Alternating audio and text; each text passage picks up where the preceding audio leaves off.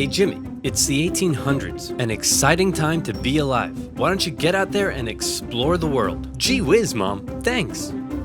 This place is amazing. Where am I? Why, you're in France, my boy. Here we come up with wacky new ways of running a country. Liberty, equality, fraternity.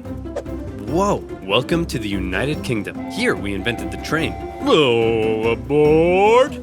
Holy smokes! You're in a German factory, my friend. Here we harness fire and coal to create all these sexy lederhosen. This is incredible! I can't wait to see where I'll end up next. Where am I? You're in Russia. Have I gone back in time? No, this is just how it is. Are you a farmer? Worse. Technically, my landlord owns me, which makes me a serf. I'm scared. You should be, because I haven't eaten in 4 days, and you look pretty tasty. Hey, Jimmy, how are your travels? I hate you! Russia in the 19th century. Feudal, underdeveloped, and stuck in the past. While the rest of Europe had been modernizing and improving their citizens' lives, Russia's rulers were taking a different approach. My lord, we're falling behind the rest of Europe. It's time to industrialize, give the people rights, and share your power. Russian czars had no time for pathetic ideas like liberty and modernization because they were too busy having the time of their lives. While the serfs were breaking their backs in the fields, the czars held all the power, and they didn't have to listen to anyone. Want to run the country like a backwards feudal kingdom while the rest of Europe outpaces you militarily and economically? Go right ahead. Want to keep the people uneducated so they don't get any ideas? There's no one to stop you. Want to keep exporting grain even when there's a massive famine causing hundreds of thousands to die? That is your God-given right. While all of this was great for the Tsar, if you were literally anybody else, it probably sucked because Russia was falling behind. If they were to keep up with Europe, they'd need a strong ruler with some big ideas. Oh look, here comes one now. Hey everyone, it's me, Tsar Alexander II, and I've got some big news. I'm releasing you all from your serfdom. You're all free. Yes! Yep, I'm the best. Oh, there is one thing though. I spoke to your local lords and they weren't happy about losing all their free labor. So as a compromise, you're all gonna have to pay them back a near impossible amount of money for the next 49 years. Expect your lives to barely change. Okay, bye. Now I know what you're thinking. This Tsar Alexander II seems like a pretty cool guy. He's trying to reform the country and get Russia on the right path. Everyone must love this guy, right? Wrong. Why does one man get to decide the fate of everyone in the country? This whole system is dumb. Somebody should do something. Like what? Like kill the Tsar. You're gonna kill the Tsar? Well, me? No. I'm busy. I was kinda hoping you'd do it. Okay. See? The people love me. They're throwing flowers, confetti, and high-grade explosives. Okay, Nicholas, your grandfather has a mild case of being blown up by a terrorist, and he's not looking too hot. So we're gonna go say our goodbyes, okay? No, it'll be too scary for him. Nonsense, it won't be scary at all. We're just gonna say a quick goodbye. Ready? Boy, look at me. The people did this to me. And one day, they'll do it to you! See? Wasn't scary at all. So Alexander II was dead, but luckily, they had another Alexander lying around, Alexander III, and he felt his dad's reforms had weakened the Tsar's authority. Russia was massive, and as a result, had many ethnic minorities. Non-Russians? More interested in their own cultural heritage than in loving me? Isn't it great? So much beautiful culture and diversity in our great nation. Alexander thought all these minorities should be a little more Russian, and thereby loyal to him. So he repressed religious minorities. He repressed non-Russians. He introduced the Okhrana, a secret police force that repressed anybody who thought having a Tsar was dumb. If Alexander II was the great reformer, Alexander III was the great repressor. Now that's how you run a country. Hey Dad? Ugh, great. It's my son Nicholas, who I like to call a girly girl because he's so weak and pathetic. When are you gonna grow up? You still look like a girly girl to me. But Dad, I grew a beard. Yeah, an ugly girly girl beard. If Nicholas was to one day be Tsar, he needed his dad to teach him how to run the country. But his dad instead suggested that Nicholas go somewhere else. So Nicholas went to Japan, got an edgy dragon tattoo, had his head sliced off by a policeman, and then came home. Now will you teach me how to rule? I suppose it's time. Okay, there's a lot you need to know before becoming Tsar. Uh-oh. What? I've got kidney inflammation.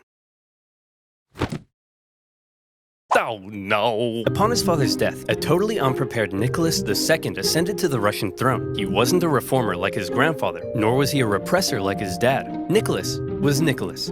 timid, easily swayed, and more interested in doing whatever the hell this is. Or this. Or this. He wasn't ready to rule, and he himself admitted it, saying, "I'm not yet ready to be Tsar. I know nothing of the business of ruling." Bit of an awkward time to bring it up. However, Nicholas firmly believed that he was chosen by God to be Russia's big daddy. And while he doubted his ability to rule, he was gonna give it his best shot. And hey, who knows, maybe he wouldn't be so bad after all. To get things off to a good start, Nicholas promised free pretzels and beer to a huge crowd in Moscow to celebrate his coronation, so enticing a proposition to starving peasants that the ensuing stampede left nearly 1,500 people dead. What the hell happened? We're not sure, but you're scheduled to go party with the French at 8 o'clock. Shouldn't I stay here out of respect for the people? When have Russian czars ever respected the people? Nicholas's decision to go party with the French immediately tarnished his image. Some were calling him Nicholas the Bloody. The czars had been partying hard at the expense of the people for long enough. They'd emancipated the serfs, but failed to lift them out of poverty. They used their secret police to crack down on anyone who might criticize them, and they'd failed to modernize and give the people rights, something the rest of Europe had begun doing over a century ago. The rule of the czars was quickly becoming outdated, and more Russians began wondering if there was a better way.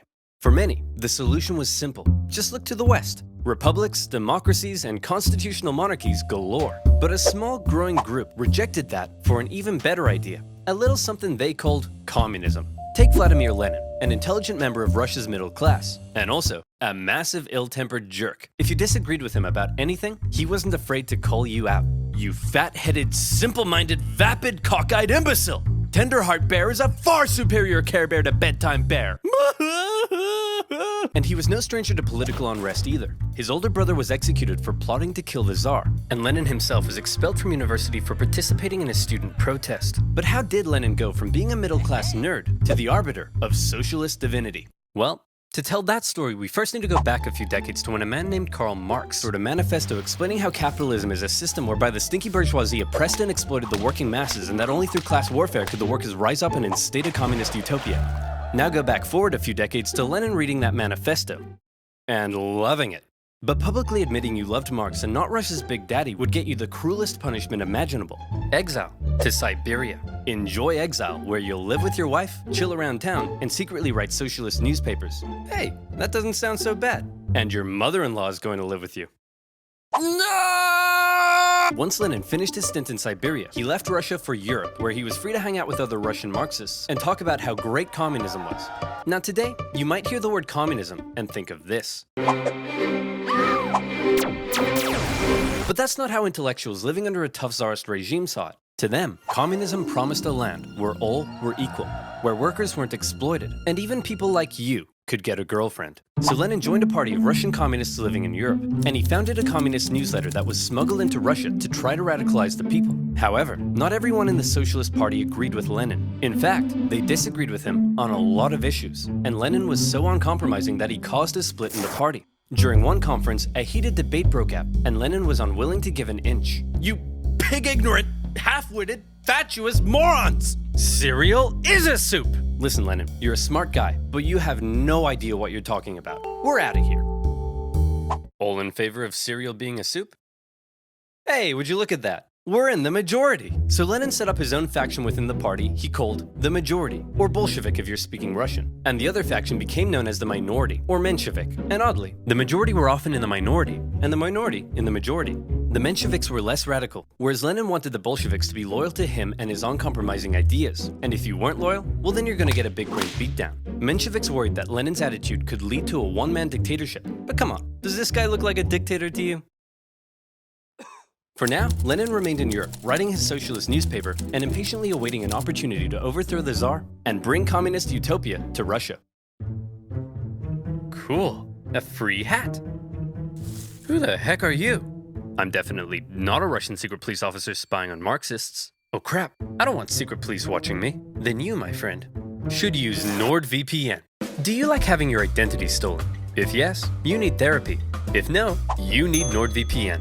NordVPN has thousands of super fast servers in 62 countries that you can connect to keep you and your data secure when using the web. It comes with a 30-day money-back guarantee and is now faster and more secure than ever with its brand new NordLynx technology. Have you quarantine binged all of your favorite shows on Netflix? Well, with NordVPN, you can watch the Australian version. Mid easily swayed czar, a massive ill-tempered jerk, impatiently awaiting a communist revolution. And revolution was coming, but not in the way Lenin thought. Back in St. Petersburg, one of the Tsar's most skilled and influential advisors knew the country finally needed to catch up with the rest of Europe. Hey Nick, we really got to industrialize, get more factories, and make some, textiles or something.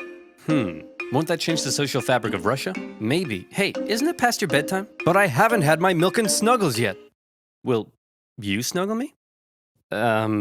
Nicholas thought modernization was boring, but he let Sergei do his thing. And do his thing he did. He borrowed some money and got Russia some sexy factories. And you know what sexy factories means. Sexy workers.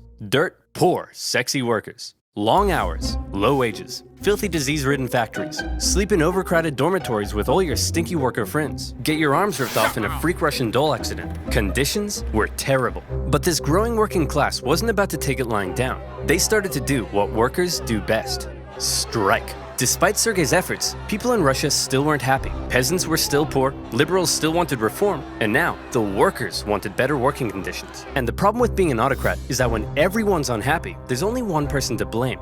You. The people hate me. What do I do? Ooh, I know. Why don't we find a weak and pathetic nation to go to war with? We'll win easily, and everyone will love me again. Why don't we just try treating the people better?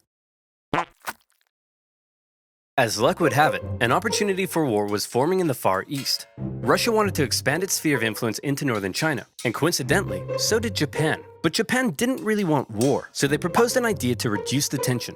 Hey man, we'll let you do your thing in Manchuria if you let us do our thing in Korea. I don't think so. We've got the largest army in the world. What do you have? I'm the Emperor of Japan. I have a giant mecha suit. Whoa. Cool. Nicholas and the boys didn't see Japan as a threat, so they felt they could push Japan around. But little did they know Japan had been rapidly militarizing, and when they launched a surprise attack on a Russian fleet at Port Arthur, everyone was shocked. Nicholas hoped it was an opportunity to win a quick war and regain the support of the people. Nobody seriously thought a puny Asian country could defeat a European superpower, and the Russian people were filled with patriotic spunk. Hey everyone, we're at war with Japan! Hey everyone, we're losing the war. The Japanese won, an embarrassing defeat for Tsar Nicholas. Russia had enough problems, but now it had been internationally humiliated. The public were outraged. Unrest increased. Nicholas needed snuggles now more than ever. The tension was rising rapidly, and Russia was on the verge of revolution. All it needed was one disaster to push it over the edge. And that disaster would come in January 1905 from an unlikely source, a handsome Orthodox priest named Father Gapon. Father Gapon was leading workers and their families to the Winter Palace, but this wasn't some violent uprising, it was a peaceful protest. They wanted to deliver a petition to Nicholas, which simply asked for more freedom and better working conditions. The protest was actually so peaceful and respectful that the Marxists thought it was a big waste of time. Hey Nicholas, some priest is leading a peaceful protest. Says here they want to give you a petition. A peaceful petitioning priest? I better get out of here. Nicholas had actually left the Winter Palace days earlier, and in his place, they brought in a truckload of troops, ordered to stop Father Gapon from reaching the palace. Hello, good sir, and long live the Tsar. Please, allow me to pass this simple petition to our dear father, Nicholas II. Good day to you too. Please, allow us to respond by opening fire. What began as a peaceful protest ended in tragedy. Imperial soldiers opened fire on the crowd. Around 200 civilians died, 800 more were wounded. All they wanted was the opportunity to ask Nicholas to improve their lives. Instead, they were met with bullets.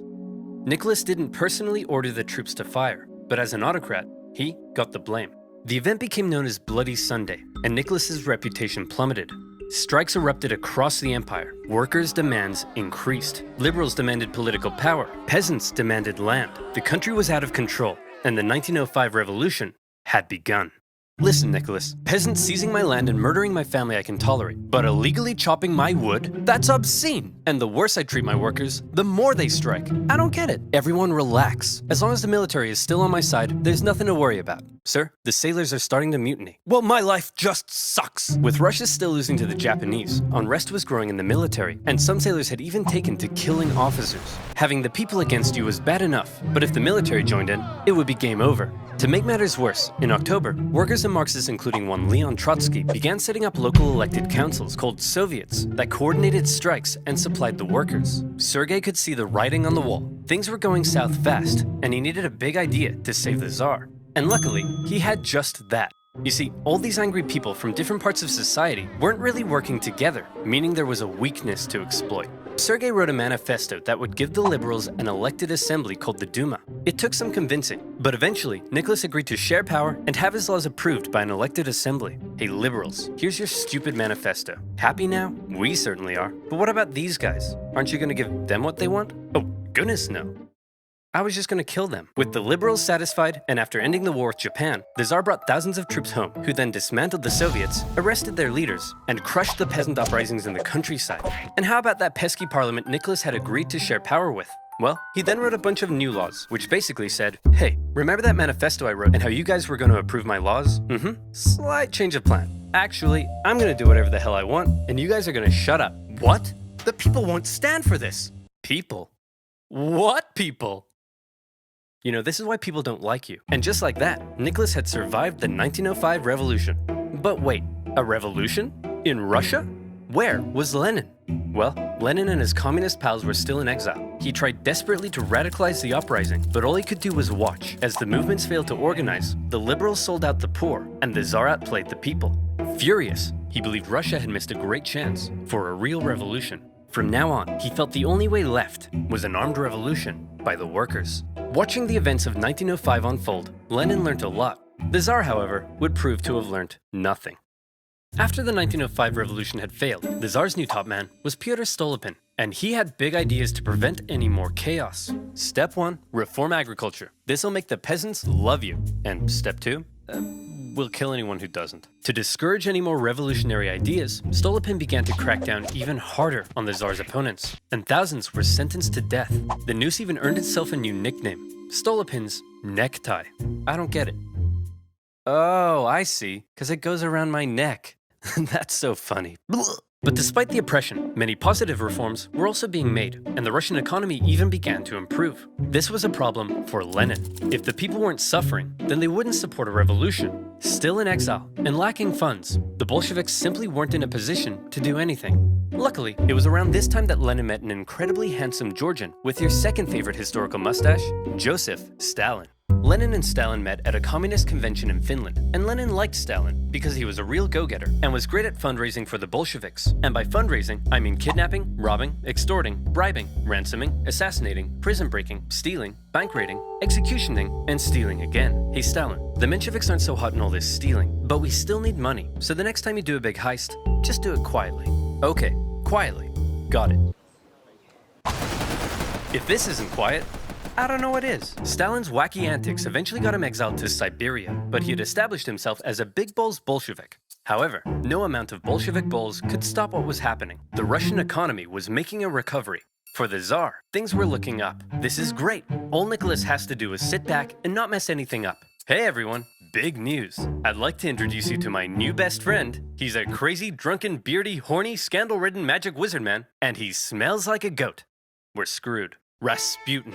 A dirt-poor peasant from dirt-poor nowhere. But unlike all the other dirt-poor peasants, Rasputin had holy healing powers. And when this holy mystic wandered into St. Petersburg, people began to notice. He quickly became famous, and word of this mystery man and his healing hands made its way to the royal palace. The appearance of a holy homeless healer was of great interest to the Tsar and his wife. As far as royals go, they weren't that inbred, but they were just inbred enough for their son Alexei to get hemophilia. Or in layman's terms, Mamma mia, that's a lot of blood! Knowing Rasputin could heal people, in 1906, Alexandra asked for Rasputin to come and see if he could cure their son. And crazy as it sounds, Rasputin did heal Alexei, possibly by taking him off his doctor-prescribed aspirin.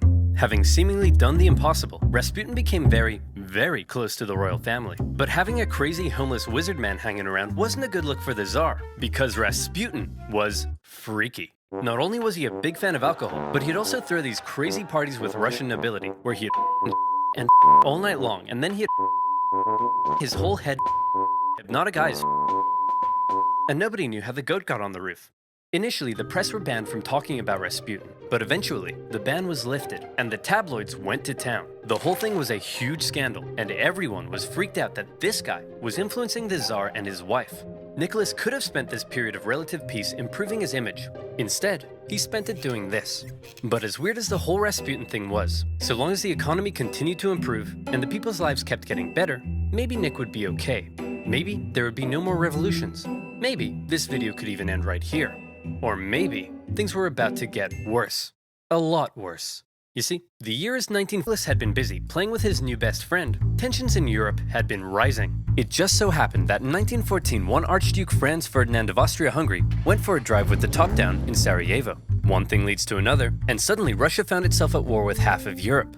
A wave of patriotism swept through Russia. The capital was renamed to Petrograd because St. Petersburg sounded a bit too German. Even revolutionaries were getting on board. To them, World War I was a big stinky imperialist war, but they didn't want their big stinky imperialist replaced by a foreign one. So pretty much everyone wanted Russia to win. I hope Russia loses.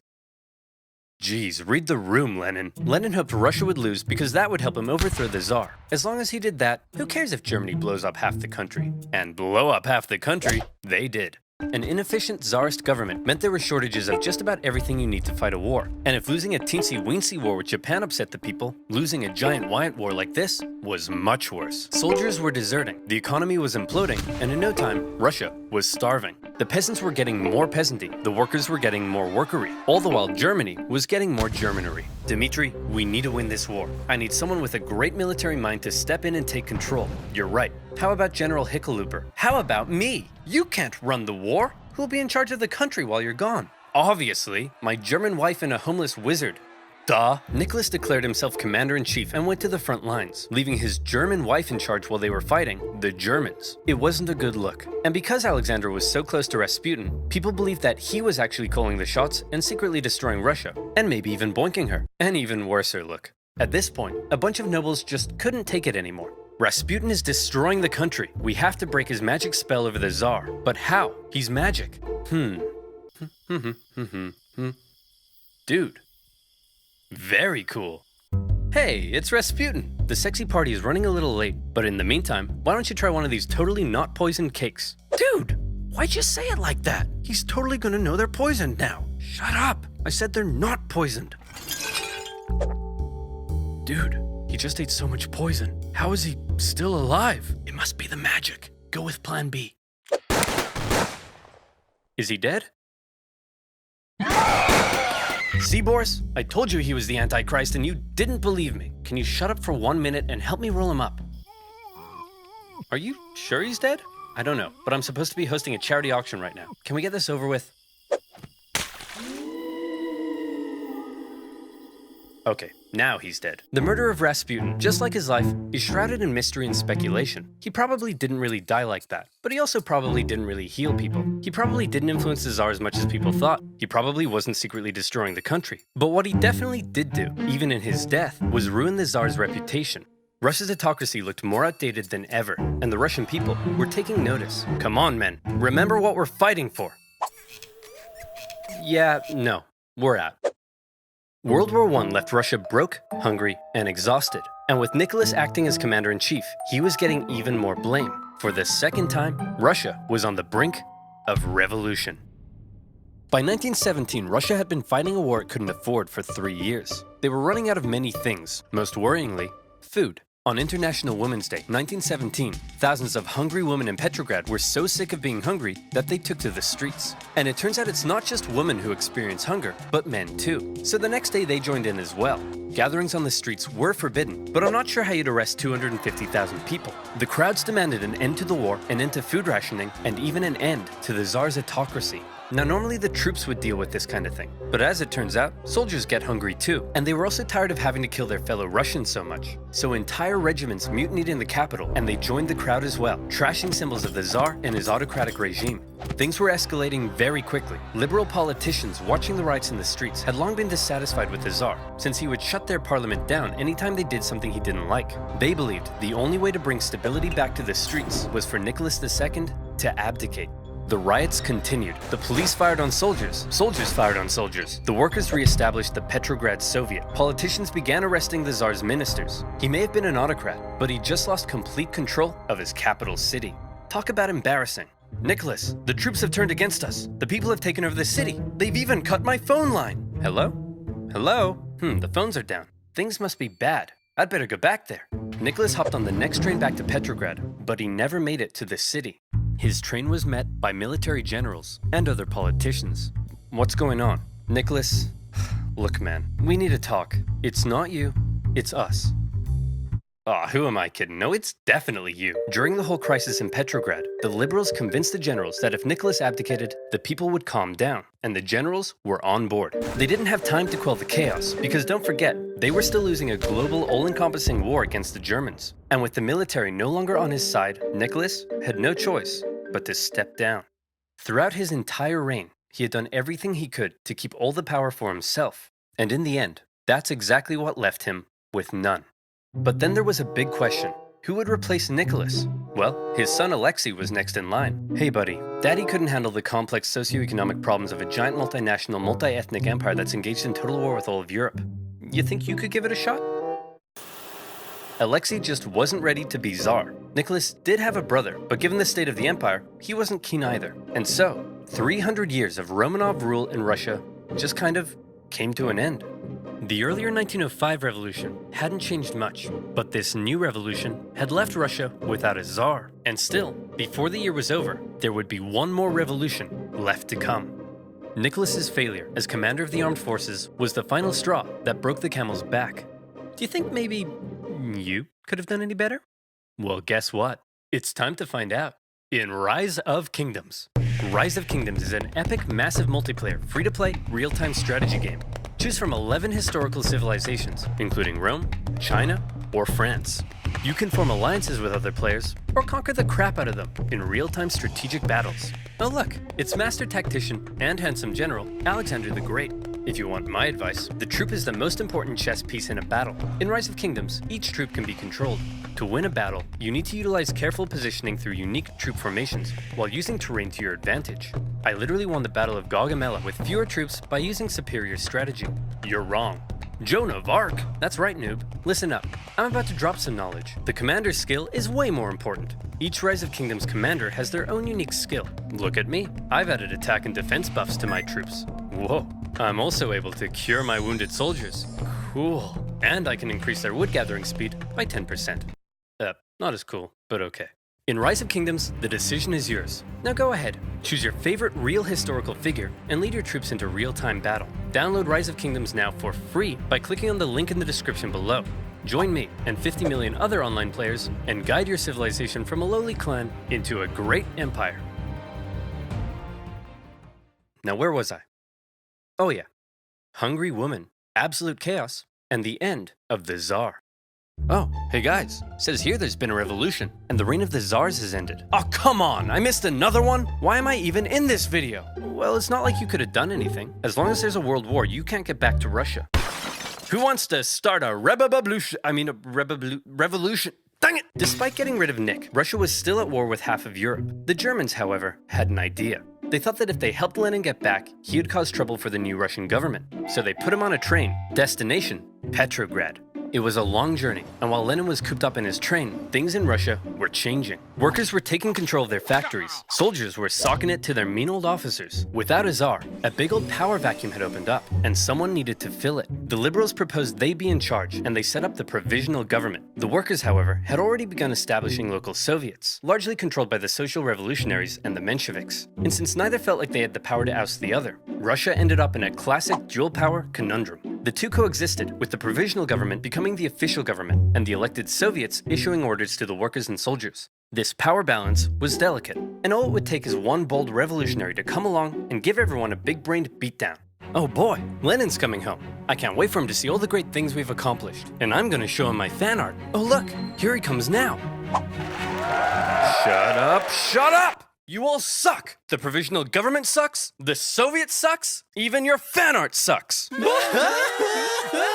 Why does he have to be so mean? In case you couldn't tell, Lenin wasn't a fan of everything that had been happening. In his April theses, he called the provisional government and the Soviets a bunch of big bourgeois bozos. And he kinda had a point. There was still a lot for the Russian people to be mad about. The provisional government hadn't got Russia out of the war, the people were still hungry, and the peasants were still hoping to get more land. Meanwhile, the Soviets hadn't done much to change things either. But even though they weren't perfect, a lot of people did like what the new government had been doing. There was progress. The secret police were disbanded, the death penalty abolished. They even planned to hold elections, meaning for the first time ever, the Russian people could choose their own government. To many, Lenin seemed like some out-of-touch weirdo. If Lenin wanted to go from whiny irrelevant zero to a hunky communist hero, he'd need to shake things up a bit.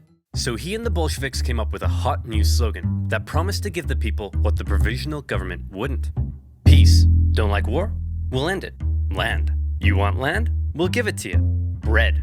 Hungry? Scooby-Dooby-Doo. Lenin also called for all power to the Soviets, which meant getting rid of the provisional government and having the Soviets run the place. A communist dream. The people liked these slogans, and bit by bit, the Bolsheviks became more popular. Some Mensheviks even began switching sides. But even though the people thought Lenin's slogans rocked, as long as the provisional government didn't mess up, they'd continue to support it. So let's check in on the provisional government. Oh, provisional government? You've made a big mess. The provisional government lasted for just 9 months, but those 9 months were chaos. The people wanted Russia out of World War I, but Minister of War Alexander Kerensky thought instead of doing that, why not do the exact opposite? If the people saw more Russian victories, they'd have to support the new government, and that went just about as well as you might expect. These heavy defeats worsened the Russian economy and made the hungry people hungrier. And by now, I think you know what comes next. They trashed the place. More looting, more rioting, more violence. It was like the Tsar had never abdicated. Tens of thousands of armed workers took to the streets during some of the worst violence Petrograd had seen yet.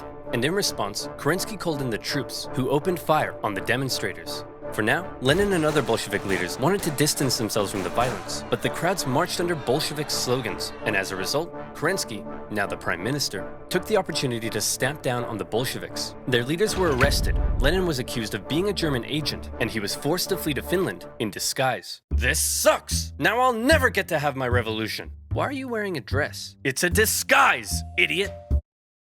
And it makes me feel pretty. Kerensky had successfully dealt with the violence, but he just couldn't catch a break. This increasing support for more extreme forms of socialism, along with the poor handling of the war, alarmed traditional liberals and bougie business boys. To appease them, Kerensky decided to promote a military legend to Supreme Commander of the Armed Forces, someone who hated the revolution, loved the death penalty, and was devoutly anti-socialist, General Kornilov. Hey man, thanks for the promotion. That was real swell of you. Of course, with you by my side, who would dare try to overthrow me? How about me? I did not see this coming. Unfortunately for Kerensky, Kornilov hated the liberal and socialist reforms of the new government, particularly the dumb socialist soldiers' committees. The army was no place for undisciplined left-wing snowflakes. Fearing a Bolshevik takeover was imminent, Kornilov ordered his men towards Petrograd to oust the Soviet and take over. Kerensky freaked out, and he needed help. Since he knew Trotsky was finger-licking good at organizing, he and other Bolshevik leaders were released, and they, along with the Soviet, organized the defense of Petrograd. Kornilov had the power of soldiers, but the Soviet had the power of workers. And they did what workers do best. Railroad workers diverted Kornilov's men away. Telegraph workers messed with his communications. They even infiltrated his forces and encouraged the demoralized men to desert. They were also armed en masse, but in the end, no fighting was necessary because Kornilov's coup just fell apart, and Kornilov was sent straight to prison. Everything was coming up Kerensky. Hey, thanks for the help, boys. Couldn't have done it without you. Now that there's no longer any threat, how about you, return all those guns I gave you? No. Oh no! In order to kill a rat, Kerensky had just given a gun to a bear. A Bolshevik bear. The whole affair was a huge propaganda win for them. They had defended the revolution, and their popularity skyrocketed. They found themselves elected to the Petrograd and Moscow Soviets, with Trotsky even becoming chairman in Petrograd. They were now in a very powerful position. Almost powerful enough for Lenin to return home from Finland and finally stage his long-awaited communist revolution. The Bolsheviks began planning their takeover of the Russian government. Some got cold feet and began arguing against Lenin's armed revolution in favor of a more peaceful approach, and they even wrote newspaper articles about it, which kind of gave the whole scheme away. The Bolsheviks are planning an armed revolution? I did not see this coming. Kerensky began arresting Bolsheviks, and as a result, Lenin and the boys felt they had no choice but to commence the revolution right now. Lenin was back in Petrograd, but was still in hiding, so Trotsky got the ball rolling, using his position as Soviet chairman to organize the Bolshevik militias. Now, if you were to ask Soviet artists, the revolution went something like this. As much as they would like you to think it was a glorious, violent, heroic takeover, the truth seems to be a little more underwhelming.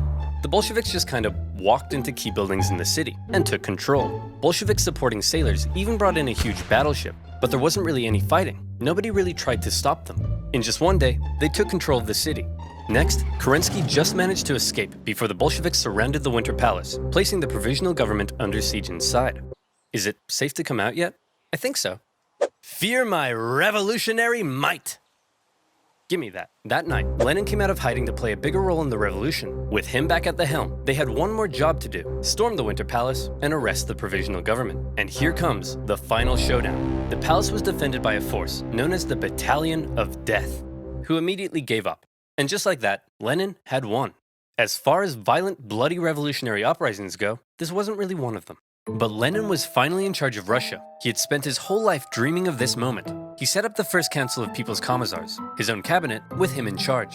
This was it, his chance to finally make his communist utopia with equality and freedoms beyond compare. Hey Lenin, before we took power, they were planning on holding elections. Shall we go ahead with those? Of course. You can't have a communist utopia without high levels of political participation. The proletariat should be free to elect who it. What? The social revolutionaries won. We lost. Those don't count. Lenin claimed the elections were unfair, and the Constituent Assembly they created was counter-revolutionary. He presented the new assembly with a motion that basically said, sign here and give up your power. And when the assembly was like, no, Lenin said, see, they're disobeying me. Proof they're counter-revolutionary. Shut it down, boys. Moderate socialists and others weren't happy when Lenin had the assembly closed by force, and when campaigners began taking to the streets, they were fired upon. For Lenin, setting up a communist utopia was looking suspiciously like setting up a dictatorship. While he was implementing many of the communist policies you'd expect, he was also refusing to work with other political parties and cracking down on opposition. Hey Lenin, are you setting up a dictatorship? I'll shoot you if you are. Of course not. What a crazy theory. Anyway, I'm pleased to announce I'm setting up a secret police force to repress and kill traitors. And by traitors, I of course mean anyone not loyal to me. Owie, owie, owie, owie, owie. The assassination attempt made on Lenin's life in August 1918 failed, but in response, the Bolsheviks ramped up their oppression. But while all of this chaos was erupting back home, Lenin and the boys were also distracted by another problem. They were still at war with the Germans, and they had promised to give the people peace. So Lenin made Trotsky Commissar for Foreign Affairs, and sent him off to negotiate a peace deal with the Germans. The Germans offered Trotsky really harsh terms, because they were winning the war. They demanded Russia give up a butt-ton of land, something that would be devastating to the economy. Look, I know it's not great, but I think we have to accept it. Are you insane? This will ruin us. Hey Trotsky, you got a big brain. What do you think? How about no war, no peace? What's that, Mr. Trotsky, sir? It's simple. No war means we'll stop fighting the Germans, but no peace means we won't sign the peace treaty either. Then, when the Germans say we've just stopped fighting, they'll have to leave us alone or something. Trotsky, that's genius! I could kiss you. Do you want me to kiss you? Stop asking me that. Trotsky's no war, no peace plan was a huge success. Oh, wait, no, just kidding. It went exactly as you'd imagine. When the Germans saw the Russians had stopped fighting, they slammed 700,000 troops deep into Russian territory with no resistance. Now, the new peace treaty offered by the Germans was way worse, with Russia losing a huge amount of territory, population, and resources. The Bolsheviks had no choice but to accept, and Russia was humiliated. With Petrograd now in an exposed position, Lenin moved the capital to Moscow, just in case. Things really weren't going well for Lenin, and many people were extremely unhappy with the Bolshevik government and its actions. Lenin, you've pissed off so many people that they've united against you. We're under attack. Relax, we always expected some counter-revolutionary pushback. I think we can handle a few angry monopoly men. But Lenin, it's not just the monopoly men. Okay, who are we up against? Well, the liberals, the social revolutionaries, national separatists in Poland, Finland, and the Ukraine, independent warlords setting up chiefdoms, anarchist rebels, the Green Peasant armies, the Cossacks, the Caucasian states, the Baltic states, the British, the French, the Americans, and the Japanese. Oh, and a legion of Czechoslovakian soldiers seem to have taken over the Trans-Siberian Railway and stolen all the imperial gold reserves. What? How could this get any worse? Oh, and it says here your mother-in-law is coming to stay. No! A variety of anti-Bolshevik forces had united together to topple Lenin's government, and Russia descended into a full-blown civil war. Now, the Russian Civil War was extremely intricate and would really need its own video, but essentially, the anti-Bolshevik white movement gained control of vast, underdeveloped areas, while the Bolshevik Reds controlled the industrial heartland. Using this to their advantage, along with the surprising military genius of Trotsky and the shocking disorganization of the White Army, the fortified Red Army gradually came out on top. It was an absolutely brutal conflict, with both sides committing horrendous atrocities. To maintain order at home, the Bolsheviks began the Red Terror, and the secret police would execute tens of thousands of suspected traitors. No one was safe from the violence, not even Nicholas himself. You've probably been wondering what Nicholas has been up to this whole time. Well, after his abdication, he and his family were placed under house arrest. At first, they were allowed to live in their usual luxury, but after Lenin took over, their conditions worsened. The Bolsheviks were just holding on to Nick until they could work out what to do with him, but the Civil War complicated things. The last thing they wanted was for Nick to be freed by the White Armies, and so, to stop this from happening, Nicholas's Bolshevik guards decided to act. It's not entirely certain whether Lenin ordered it or if the guards were acting on their own volition. But on July 17th, 1918, with White armies approaching, they woke Nicholas and his family in the middle of the night and brought them into the basement. There, a drunken squad of Bolsheviks murdered the entire family. Nicholas, the last Tsar, once one of the most powerful men alive, had met a brutal end. But after years of fighting and millions of deaths, Trotsky and his Red Army came out victorious. Wow, that was a close one. Okay, back to creating a communist utopia. How are we doing on that? Well, the Civil War helped create a massive famine and about 5 million people starved to death. There's massive inflation and the ruble is worthless. Hundreds and hundreds of kilometers of railway track have been destroyed. Disease and epidemics have killed 3 million. The population of Moscow and Petrograd has collapsed. Life expectancy has plummeted. Sailors in Kronstadt are rebelling. People are freezing to death in their own apartments and life has been reduced to a constant search for food and shelter. Whoa. Well, this just means I'll have to work twice as hard, day and night, to save the country. Nothing will stop me, short of a couple sudden strokes. Get the doctor. One thing you have to keep in mind is that everything I've been talking about, the Civil War, the assassination attempt, and Lenin's struggle to maintain control at home, were all happening around the same time, and it must have been extremely stressful. Lenin began getting headaches, insomnia, and in 1922, he suffered 2 separate strokes. As the Soviet Union was officially declared under a strict one-party system, Lenin's health continued to decline, and his ability to lead the Communist Party went with it. Everybody assumed Trotsky would succeed him. He was a great speaker, he'd won the Civil War, and he had a dope-ass train. The last person anyone expected to take over was Stalin. Stalin wasn't a great intellectual like Lenin, or a charismatic war hero like Trotsky. He was, as one Menshevik described him, a gray blur. Someone who operated in the background. Someone who you might not even notice. But it was in the background that Stalin would rise to power. Here's how it happened. After the revolution, all the Bolsheviks hoped to get a cool job in the new government. What did you get? Commissar for War. Sweet! What'd you get? Secretary. Stalin was made general secretary for the Communist Party. It wasn't what he wanted, but Stalin quickly realized that even though it wasn't fancy, it was a powerful position. As secretary, he had the power to give people jobs within the party. So he would give jobs to all of his pals, who in turn would give him their support. The more pals he gave jobs, the more power he got. The more power he got, the more pals he got. Lenin may have been having wall-to-wall strokes, but he was still involved in the party, and he was taking notice. He wasn't a fan of Stalin abusing his position, or insulting his wife to her face. Lenin knew he couldn't let Stalin take over, but by this stage, he was just too sick to fight it. Hey man, tell whoever's in charge of giving people jobs not to let that jerk Stalin become the next leader. By the way, who did I put in charge of giving people jobs? That would be Stalin, sir. Blah. Whoa. Deja vu. Lenin's last wish was to not let Stalin take over, but by the time he died, Stalin was too powerful to remove. He had his remaining opponents arrested or killed. Trotsky was banished and fled to Europe. Eventually, he would be assassinated by Soviet spies in 1940. Our dear comrade Lenin has died. We should have a state funeral. No. Let's mummify him and put him on display so people can look at his dead body forever. That's gross. You're gross.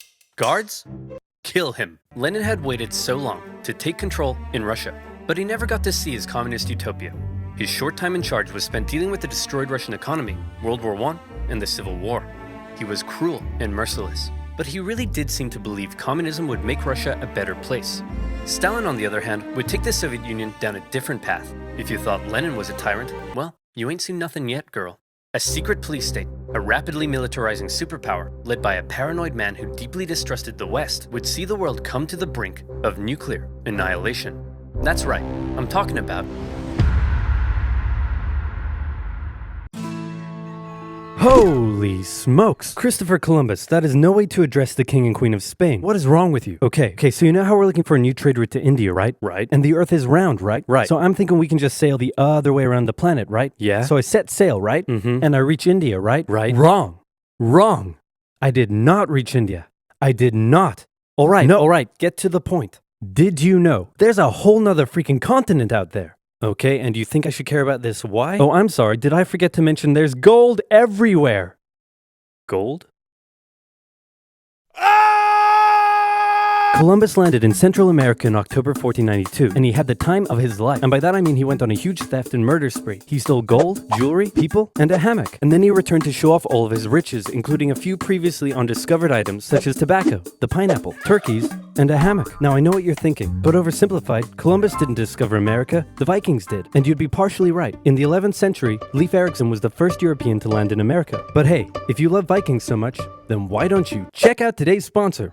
Vikings War of Clans is a mobile game that was inspired by the famous strategy and RPG games of the 90s like Age of Empires and Civilization. Do you like building cities, collecting resources, training armies, joining a clan and going to war? Then my friends, Vikings War of Clans is for you. And what makes its world so addictive is that more than 20 million online players are constantly changing the way the game evolves by never-ending fighting over resources, forging new alliances, and competing in live events. Support my channel by downloading Vikings for free, only from my links in the description box below, and get the special bonus of 200 gold coins and a protective shield. Don't forget to look me up and join my Vikings clan under my nickname, Oversimplified. Now where was I? Oh yeah, Columbus, time of his life, hammock.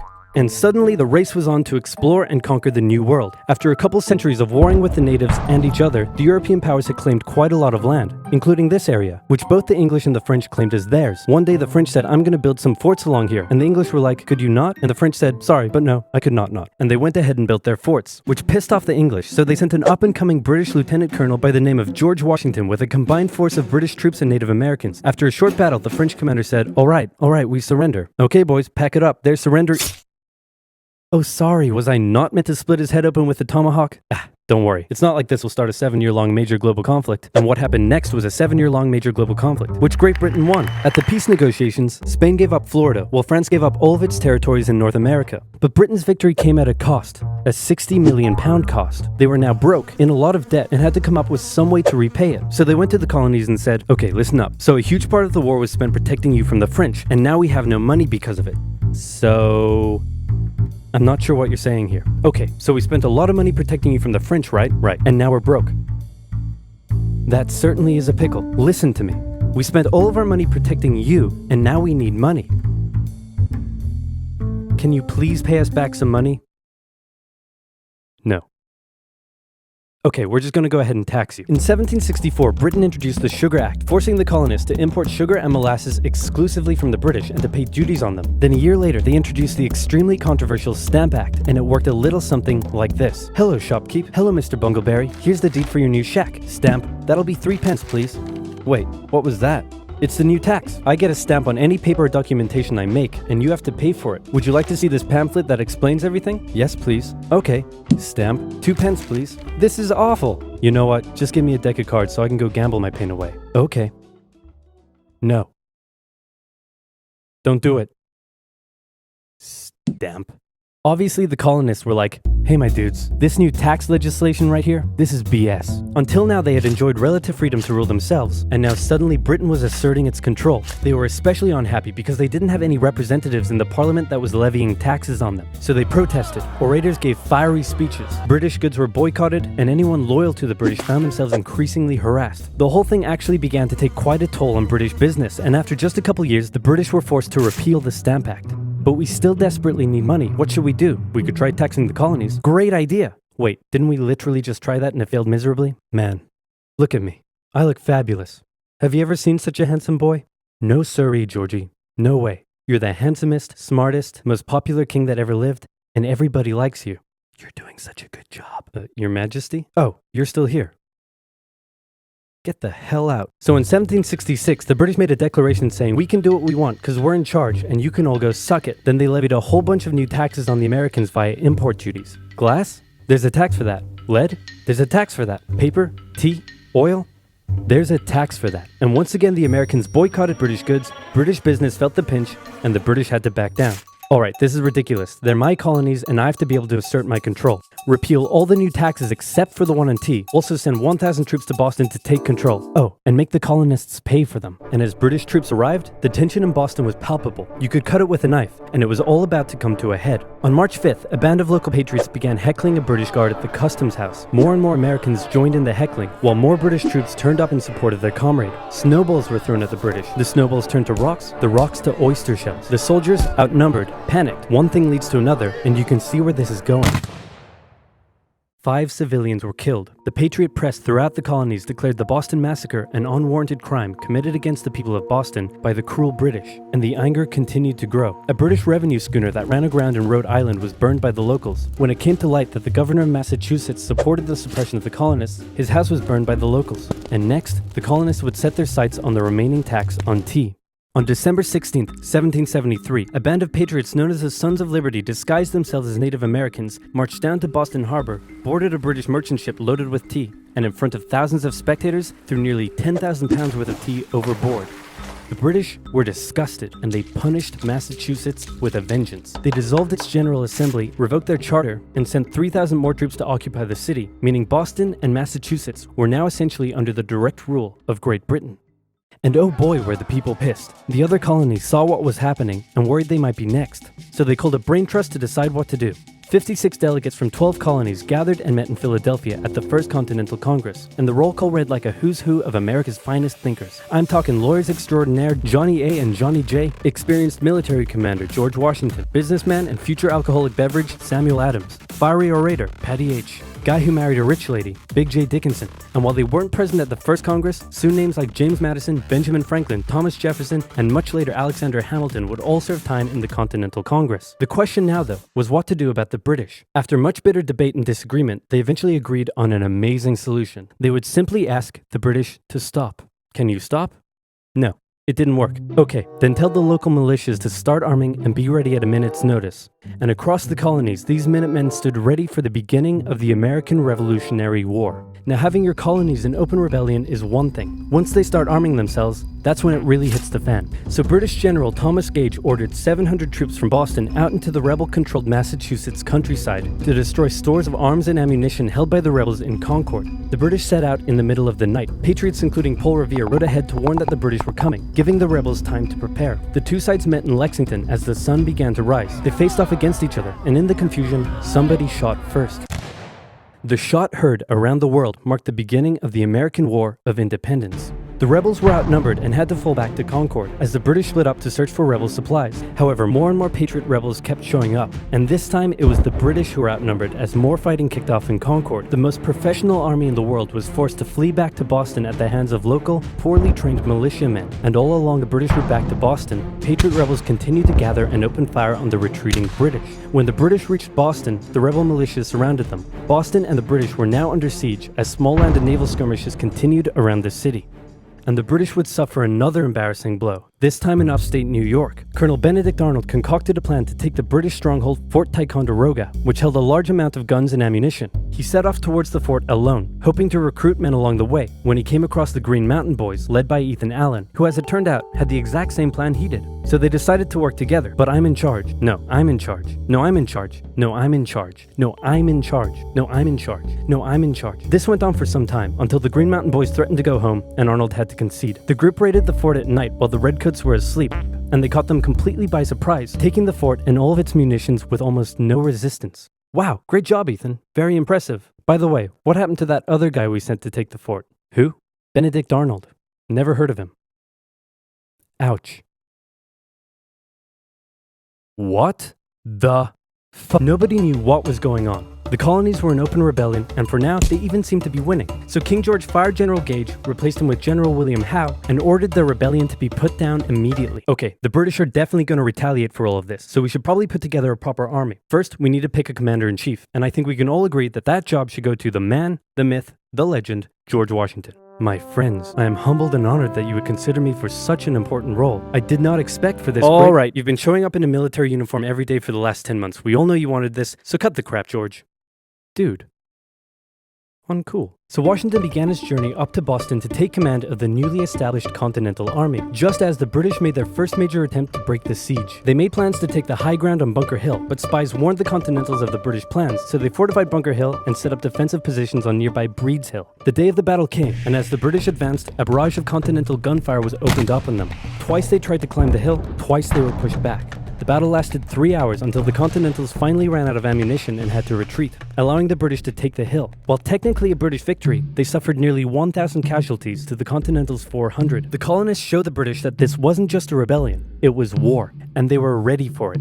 But One thing they weren't sure about was why they were fighting. While some radicals were starting to throw around the I word, most hoped to eventually repair their relationship with Great Britain. So they sent a letter to King George saying, "Hey man, looks like things aren't going your way. Remove the taxes and let's be friends.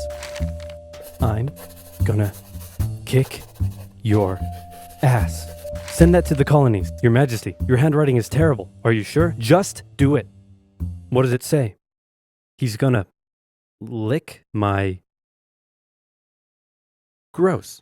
So for the remainder of the year, small engagements continued to occur around the colonies. The British burned down the towns of Falmouth, Massachusetts and Norfolk, Virginia as revenge for earlier anti-British incidents. These actions played right into the hands of patriot propaganda. Overseas, the British were seen as brutes, and the French and Spanish would soon begin sending supplies to the rebel cause. During this time, there was also minor fighting going on between patriot and loyalist militias in the southern colonies. Benedict Arnold was still on a mission to win some personal glory for himself, so he headed up an attempt to invade Canada in a two-pronged attack. The Continentals managed to capture some British forts and the city of Montreal, but a harsh snowstorm with some smallpox on the side saw them defeated and pushed back at Quebec City, and they were forced to retreat all the way to Fort Ticonderoga. Speaking of which, remember all those guns and ammunition? Well, this guy's got a plan for what to do with them. He uses oxen to drag 120,000 pounds of artillery for 2 months through the harsh winter, 300 miles all the way to Washington and his Continental Army surrounding Boston. Boom.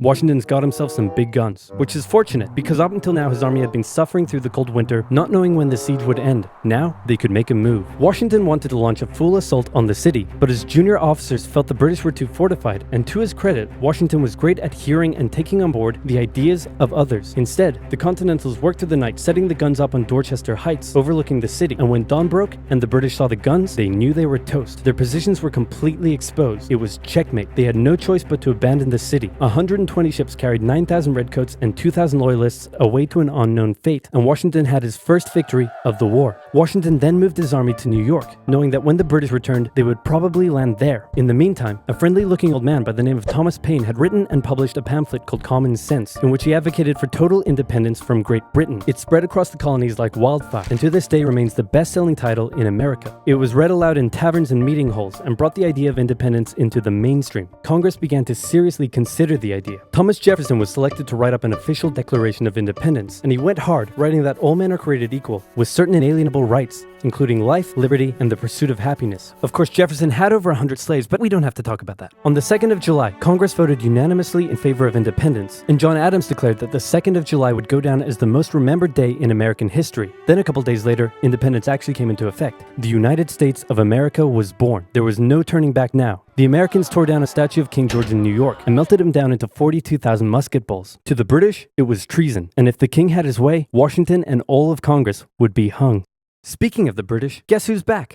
The king sent an intimidating force of 130 warships and 25,000 men to New York. Washington knew that taking on the most powerful military in the world wouldn't be easy. The British set up camp on Staten Island as the Americans dug into defensive positions around Brooklyn Heights, waiting for an attack to come. But the British just waited, wearing down their opponent's nerve while building their own strength. At one point, they launched a big scary artillery barrage and then said, "You know, if I was you right now, I'd probably sue for peace." But Washington told them to shove it. The Americans kept holding out for what was coming, and when they finally hit, they hit hard. 15,000 British troops approached the American position, and the two sides fired on each other in massive rows. But what the Americans didn't realize was they were only fighting a decoy. The main British force was going around to flank the Americans from behind, and when they arrived, they inflicted heavy casualties. The Americans panicked and retreated back to Brooklyn Heights, where they then found themselves trapped between the British army and the river. It looked as though the war was already lost, but luckily, instead of attacking, the British decided to dig in for a siege, and then a thick fog set in, allowing Washington's army to escape across the river unimpeded. The British continued to chase and engage the Americans up Manhattan, and the Americans suffered defeat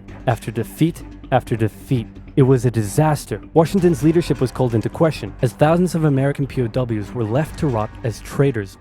Washington's army fled through New Jersey all the way down to Pennsylvania. Rarely had an army been so badly beaten. So I said to the Marquis de la Fayette, "What do you think I am? Some dirty peasant? I've never worked a day in my life."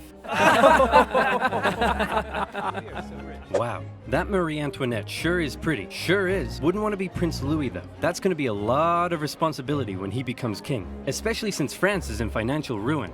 Quite. Thank you one and all for attending the royal marriage of my grandson, the future King of France, to the Archduchess of Austria. Now for the very awkward yet historically accurate part of the ceremony, where we all watch them get into bed together.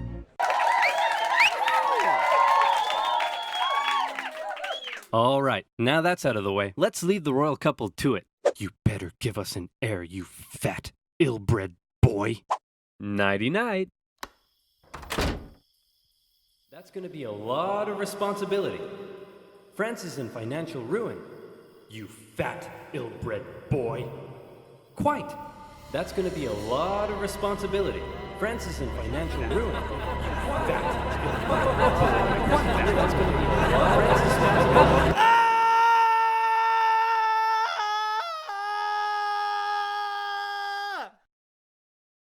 Oh, great. He's a frickin' weirdo. France, the most prosperous, cultured, and beautiful nation in the world, as it had been for centuries. An exquisite social culture, with the king and the upper classes throwing crazy parties every night, enjoying high living and fine dining. Who cares that they were only able to do so off the backs of the hard-working, starving poor? What are they gonna do? Revolt? They're only 80% of the population. No. Life in France is great. What's that, France? You want to go to war with Britain and increase your power? Go for it, little buddy. You do you. And you lost. Now you're in severe financial debt. We have no money. What do we do? Should we stop partying? Heck no. Party harder. That's okay. The peasantry will pick up the slack. They were created by God to do all the work, and you were created to reap all the benefits and party hard. That's just how society works, and we've all just accepted it for centuries. Why? Why what? Why do the nobility get to be all rich and stuff? Just because they were born into it? And the rest of us schmucks just have to accept that? Hell, why do we even need a king? Who decided that? It all just seems very unfair and unequal, and I, for one, am starting to question it. Wow, that's very enlightened of you. And so began the Age of Enlightenment. Great philosophical thinkers across France and beyond began to question whether this beautiful nation was really all that beautiful after all. Hey, Prince Louis, bad news. Your grandpop died of smallpox this morning, which means good news, you're now the king. So just to sum up, France is in severe financial debt, and the angry populace are beginning to question how necessary you are. But hey, I believe in you, champ. You got this. Maybe. Oh no! Prince Louis Capet became King Louis XVI in May 1774. He was a notoriously weak man, and he knew it. He barely had the wisdom to rule a nation, never mind one in crisis, and he was easily manipulated by those around him. One of his first acts was to try to get revenge on the British by financing their American colony's revolution. Hey, we're an independent nation now. That was real swell of you, Louis. Couldn't have done it without you. Glad I could help. So hey, about all that money we lent you, when can we get that back? Yep, you're a great guy. I'll never forget what you've done for us. Real glad I could help, friend, but about that money, gotta go now, chum. Best of luck to you. Oh no! And now France was in even more debt. France's poor, suffering under the strain of economic ruin, watched as the nobility continued to live as though nothing was wrong. In particular, they grew increasingly disdainful of the Queen, Marie Antoinette, as she continued to spend all of France's money on her own luxurious lifestyle and fashion. While the peasants were breaking their backs in the fields, she was walking around like, hey, my hair is about. I'm not making that up. Her hair really was about. And her lavish spending earned her the nickname Madame Deficit. And speaking of the Queen, there was also a long-standing scandal around the fact that the king took a very long time to boink her, and the working classes of Paris began ridiculing the royal couple with lewd pamphlets depicting the Queen as a court thought, and the king as a wuss, unable to fulfill his marital duty. Respect for the monarchy was at an all-time low, as France's finances were spiraling out of control, and the king and his aides really only had one solution to the crisis. Tax the poor. Tax the poor. We could do a sexy calendar shoot. Tax the poor. And so it was. The poor, who were already struggling to make ends meet, found themselves being taxed from every direction. Hey, I'm the royal tax collector. Looks like you've yet to pay your income tax, head tax. By the way, how many windows you got in that house of yours? 3? Oof, yep. There's gonna be a tax for that. Hey, your local priest here. Have you paid your church tithe yet? Well, at least this one is going to the good work of God. Sure. God. I think this year, God wants me to buy a new swimming pool. Hey, private tax collector here. Oh, and I brought some goons with me. Just a few quick questions. How much salt did you buy this year? About 7 kilos, I think? Yep. Okay, there's gonna be a tax for that. Oh, what's that over there? And that's extra salt I held over from last year, so I wouldn't have to buy as much this year. Oh, yeah, there's a tax for that. And what are you doing with all of this salt? Well, obviously cooking. On the table. Yep. And preserving fish and meat. Oh no. Yep, and there's a tax for that. Hey, how old is he? He's 9. And so he's purchased his required amount of salt for this year, right? What? No, he's 9. Uh-oh. Sorry, little Timmy. Looks like I'm gonna have to tax you for that.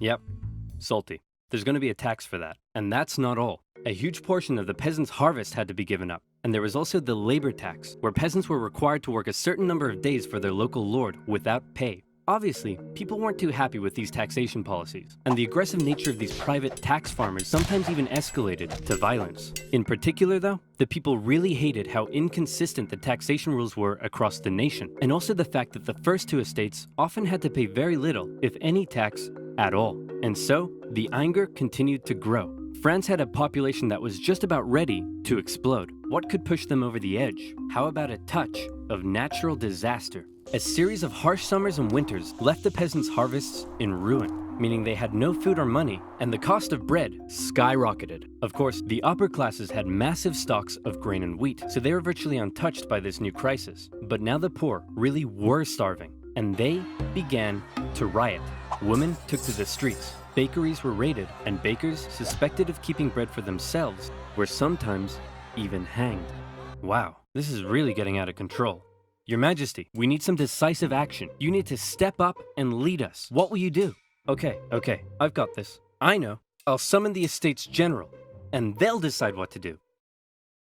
You really are a fat, ill-bred boy. The Estates General was the closest thing France had to a government, apart from the king. It was a purely advisory body, and was rarely summoned. In fact, it hadn't been summoned for 175 years prior to this. But with France in a severe crisis, the king felt the time was right to call on the government to help. The Estates General was made up of representatives from the 3 estates, that is, the clergy, the nobility, and everybody else. Okay, thanks for coming everyone. The first order of business is regarding the clergy and nobility. You all get brand new Porsches. You get a Porsche, and you get a Porsche, and you get a Porsche. Everybody gets a Porsche. And now into the second order of business. France is completely out of money. Like, it's never been this bad before. Anyone got any ideas?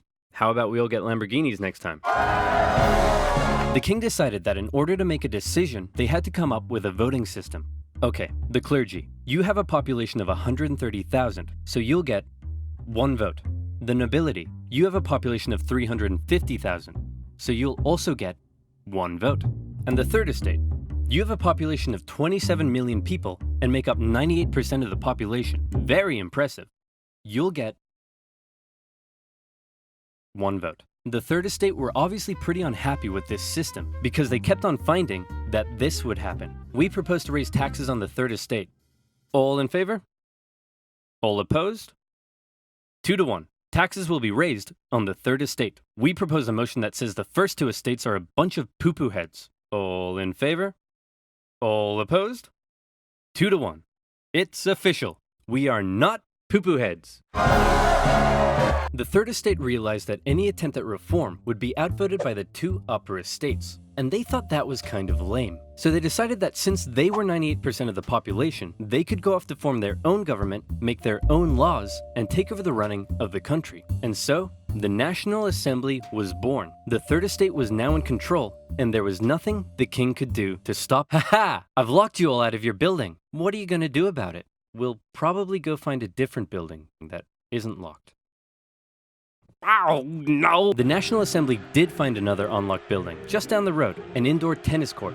Where on the 20th of June 1789, they all took the tennis court oath, pledging to continue meeting until the king finally gave in to their demands for more equality and economic reform. This new National Assembly included many of the most educated members of the Third Estate, including 2 young lawyers by the names of Maximilien Robespierre and Georges Danton. Some members of the first 2 estates even joined their cause. Some of these men formed a radical new political party called the Jacobin Club and quickly became leading figures. While many members of the Third Estate simply wanted more equality, a growing number in this Jacobin faction would begin calling for something even crazier: the removal of the king entirely. And this is where fear began to take hold. With such a volatile situation developing, everyone was afraid of something. The king feared his position was under threat, and he called in the military to take position around Paris. The Third Estate heard rumor of the gathering military force, and they feared the king was planning to round them up and arrest them. Maybe he'd even execute them. It also didn't help that the king had just dismissed France's popular finance minister, who had been trying to make reforms himself. It seemed the king was done negotiating. Fear, left unchecked, often boils over into anger, and anger detonates with violence. The angry people of Paris, after centuries of cruel inequality, harsh oppression, even starvation, fearful of having their new movement for reform demolished so soon, decided that it was now or never to take action. Screw reform. They decided they'd do one better. How about revolution? The people of Paris, believing the French military was preparing to attack, decided they should arm themselves. The National Assembly announced the creation of a bourgeois militia, the National Guard, and immediately, many troops from the French military defected over to the revolutionary side. In the early hours of July 14th, 1789, a large crowd stormed and raided the Hôtel des Invalides, a military hospital where they were able to secure a large number of rifles. The bad news was they weren't able to find any gunpowder for their new weapons. The good news was they knew exactly where to get some. A prison fortress and a symbol of royal tyranny towering over Paris, the Bastille. Mid-morning, the crowd gathered around the Bastille and demanded that the man in charge, Governor Delaunay, surrender the prison and hand over the gunpowder. Obviously, Governor Delaunay was like, no way. So he stalled for time by inviting a few members of the crowd in for negotiations. The crowd, still waiting outside, quickly became impatient, and before long, they stormed the fortress, taking on the French troops inside. Your Majesty, we've received word that the people have surrounded the Bastille. Governor Delaunay will hold them off. No need to worry. Actually, Your Majesty, it appears the crowd is now headed away from the Bastille. You see? What did I tell you? Clearly Governor Delaunay has defeated them and has them on the run. No need to worry. Your Majesty, isn't that Governor Delaunay's head on a pike? Well, clearly Governor Delaunay has taken on the form of a bodiless pike-head deity, and the people are so enamored with him, they're parading him around the city. No need to worry at all. When the National Assembly heard about the violence that had taken place, they had two options. Either one, they denounce it and try to carry on the revolution using peaceful means, or two, they say, damn, you stuck his head on a pike? That's pretty hardcore. And we love it. Incidentally, they went with option number two. Some historians believe this reaction paved the way for the utter violence and bloodshed that would become the legacy of the French Revolution. This widespread acceptance of violence during the Revolution is also largely credited to the writings of a certain Jean-Paul Marat, a man of science with a horrible skin condition that kept him confined to a bathtub. He began writing a radical newspaper he affectionately named The Friend of the People. Citizens of France, be very afraid. Given the chance, the king and the nobility won't hesitate to massacre us all. The solution is simple. Execute them. Kill every last one of them. Cut off 1,000 heads, and if that's not enough, cut off 1,000 more. Oh, hey Mr. Squeaky. What are you doing down there? You're so cute. Aw, I love you too, Mr. Squeaky. Mwah. Now where was I? Oh yeah. Kill them all. It became one of the most popular publications in Paris during the Revolution and succeeded in spreading ever-increasing fear and anger among the people. In August, leaders of the National Assembly, with help from a certain Thomas Jefferson, adopted the Declaration of the Rights of Man and of the Citizen, an incredible document that guaranteed liberty and equal rights to all men. And when I say men, I mean men. Despite its glaring shortcomings in gender equality, the massively influential declaration would go on to inspire the struggle for liberty and equality across the planet for centuries. However, back in France, the vast majority of the people weren't really so concerned with enlightened ideas of equality as much as they were concerned with the fact that they were still starving. Bread was still expensive as hell and hard to come by. The people felt that one reason nothing had been done yet about the crisis was because the king simply couldn't see the problem. He lived in Versailles, a full 20 kilometers southwest of Paris, and as a result, lived in comfort, separated from his dirty, stinking subjects. On October 5th, a crowd of women, 7,000 strong, decided they'd do something unprecedented. They decided they'd remove that separation and confront the king directly. The women marched all the way to the king's palace in Versailles. Along the way, the crowd continued to grow into the tens of thousands, and when they arrived, they demanded an audience with the king. What are those things outside the palace? They're poor people, Your Majesty. That's poor people? They say they're hungry. Hungry? Then let them eat cake. Wow. See, this is the exact BS that led to this whole mess in the first place. You're so out of touch. They're writhing around in the filth, breaking their back to barely scrape by, and they come to you demanding just the basic ability to feed themselves, and you think a slice of cake will sort them out? Well, Then let them eat Taco Bell Crunchwrap Supreme. Wow. They're not that desperate. Members of the crowd actually managed to break into the palace with the intention of killing the queen, who narrowly escaped through a secret passage in her bedroom. The enraged mob killed several members of the royal guard and raised their heads on pikes, which, if you haven't noticed yet, is something they were quite fond of doing. The king had no choice but to come out and talk to the crowd.